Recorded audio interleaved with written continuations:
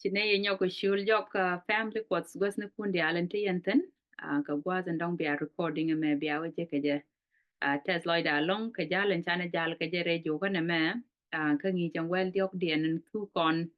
quarter e chane tere ngi ka dan keje mene ke ke ngi sab school dul gor ka go pi roi ne kos ki go pi roi chang long ka sab school chane lesson mo gwa ling pan ge chang en dio dia na right ke pi ko runti bas dor tin bitwok tin wi mon wa za me o wi mon ba dai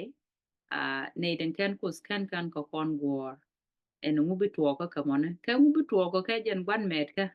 men ku ti jeg dia la ti le chap awala en chang ngwan dien wo kon ka men chale judgment in the millennium here look reruniti bas dor ramen ci kode jako bu kolwak en wale jenda mandane David Kek ci time de che kamo bu kolwak lerne ko statla je long ko kwid demanda ke ngwaze me bine shol yene ye kosko bana look into ogre runiti bas dor kel bana ka ben understand ka kon ju ko tele me dwal kon ge je ki dier kon ge je ko me cha kon ko tum je to kon nyal ke ken run ti bat lor kel ku ko le look ni what's happening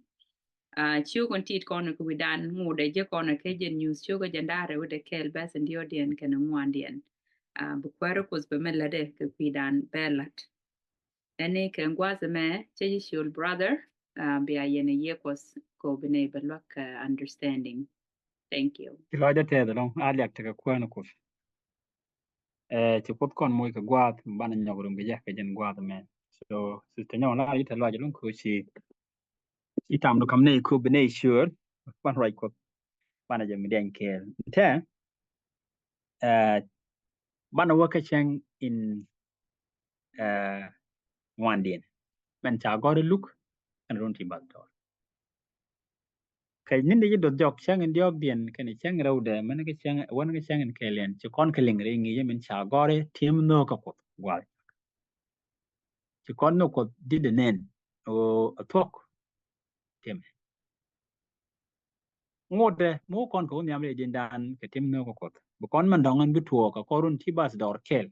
kon jong ma gui kon dong da ro ti ne ne mi ci na ro nya le run ti bas dor kel angwen ba wele wa na te ci tan ci kon me ci tuo ka chang en diok den ci kon len ka ci tan kan ne kana dial te cha ga tur pen ka cha gore sitan wa bi ga tere de mi dit bi ga ten yen ta tok do no gon jeng ni ga te ga rad ka bi nyin cha ka dial tin yen wi mon ga ja wi mon ka gwa bi ga tel go ba mut gon jeng tere mon mi tara ma longa ke mit wa da te kon ron ya le ka run ti ba dor ke le ngu bu kon le na mo je na gor kon e ba na lingi ta na me cha lat kon ka nyut cho ga jandara o ko la bel tin ngwan ci gong ni jona nen che lar nen ka chwa kam du kwara nen kane tin nyutin cha ga kam long luong ka chwa te ni ne ni tin cha nak kwi ne dien ke ye chu kan rai ko nen ba kane tin kan le pal kane chade ke chade ka kan bele ka kan bele la nyam kan ke te dia chu ga ron yogo tik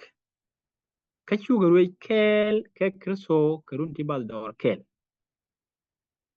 ni jini wi ga ba dongwan bedie chalar ne ken do nen tin ko kere nyogo tek amen me chirundi ba dor kel ne ni yenta mu ye chu George Ronel ko ba ne ka ba ka balor kwa jen gwan chalat kon jene me cha kon yoga jon men chenen Ronel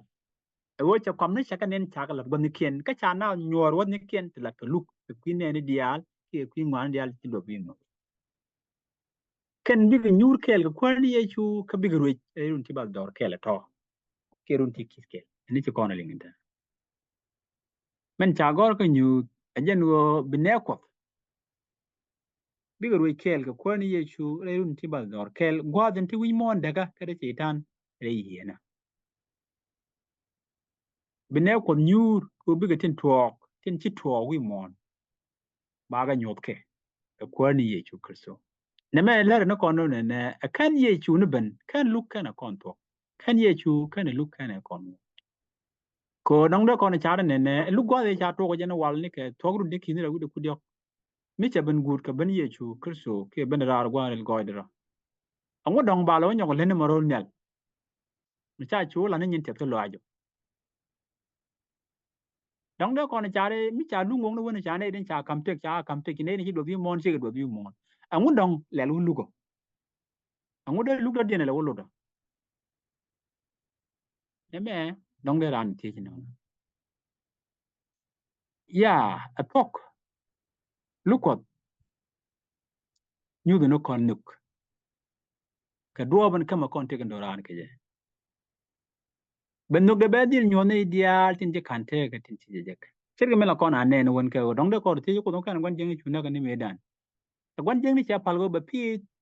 ba pegde lo do be chu kut bo gwadan cha kon nang ro nel tin ba kon nyodo kut yen nuk kon ri kwin ngu ti tiane te te long ti tur pen ba kon no ngot kom no lok ko ba kon tin dialen chalat kon kul jom gui kon ge ke kon na tin cha nang ro nel wa ba kon gui e jang nel wa dun gui kon tin dialen ku kele ga kon ba ngoy kot ke ne nuk de do ba janen wa de le te tan ti jek ka yung wa da bo ber ma kele kan ye chuni jo ti wi ne dial te be be ne dial ma ne jak kan du ka kor ka men cha wi mon gek ko chi ne dial tin cha ken benial ba goy ko do ba ku nyoga me gwe keje ne dial den ko ne me ti ko be nyon ne ja karo din ko de nyon ne dial tin tin ngra re daga men di ka ba ka nyon nyam de ko ba ga nyon tin dial tin ko kon ne dial en jen re mon daga ne me re mon ko be be me tin cha ken loy dan diere ko gor ko no de kon to ngai ko ki lokko kana ta en ko de ne de ki do ber keje e mani sitan point de ko de ber di kai lo ay ko le de di ka kuje mo ka jan pegrun ti ki ba dor kele tini do ba loy dan jakarong be jakarong kunuk de ko chi giek charo bele men nyoga jije ne ma jan la kona kuen kan Nehemia choga kel gor je bu kona Nehemia kuen choga kel ko la baden bangwan den much Nehemia lada pe choga kel be bangwan mi kono gor kona de kona je ne kup ja do la pin mi bro lat ka kuin no ga de kan ideal in cheken che gor bi gatrar ka ngai no ka de ro jen chalat kan Nehemia kien nahum amana gur kona math ko la de che ya je Nehemia cho kel be bangon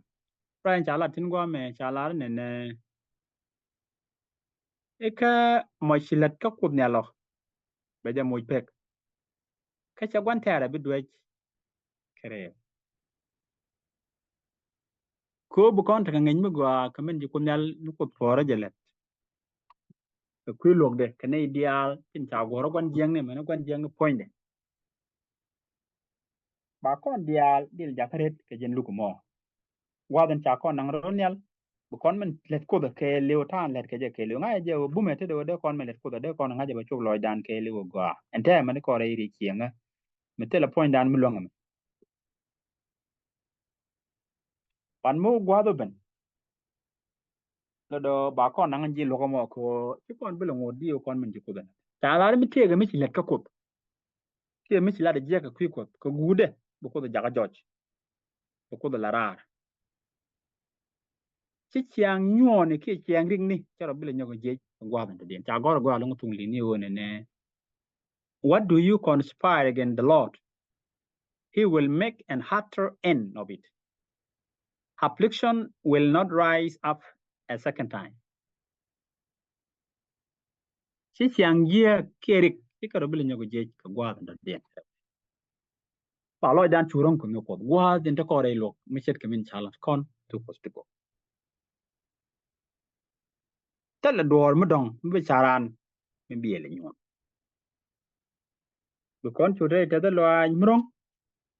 ko chu kwer ko kon nyot ta ni dial in la ni lu ngore de kon ling bu kon nu ko bu kon chu ngai ka peg de kil neme ajana lot gwa lo ke run ti ba dor ke luk cha tok ni ko tok run ti kin ku dia pat chane ideal cha ka chule ne ideal tin cha kan biye chu ga chu nang ka ma ban ngute bi eventually new ko ba kon nyon men ko dalat men quick kon la pan kon malat jamana ne peter en go ku yen en go ne tin la ne ko cha kam long ko bi ga jag ne le ken gelu wada be chu be pa tin diale ko kalat ba ga nyot kon ni kel kele rong ka men de kon lim te chu lo na men mi chiru ni ba dor kel men mi jigo alek te ko ta gwan jengre yene wi mo ta kon re lat gui kon tin diale ko kalat tol ne e te da lo kan ngai no ko me bu kon nang ka lain per kon ke je kon e chok lo ja per jag dial te rol nyal tin ngai no ko ru ni ba dor kel bu lo dan alek te ko tan che nyot kon ke yen gwa gwa e long no de kon dial en ne ka mi chet kan pan lo te ko nyal gan pin ko shini kam ta ga me nyok bo ne gwa din ko long ye ko kon tel ne long ni ne ko rom ni re char da ko ne de ni che lo te ko ke la ko shi di ju ko ren di amen Amen. Amen. Thank you, brother. Ni mo ba long. Kami sa ning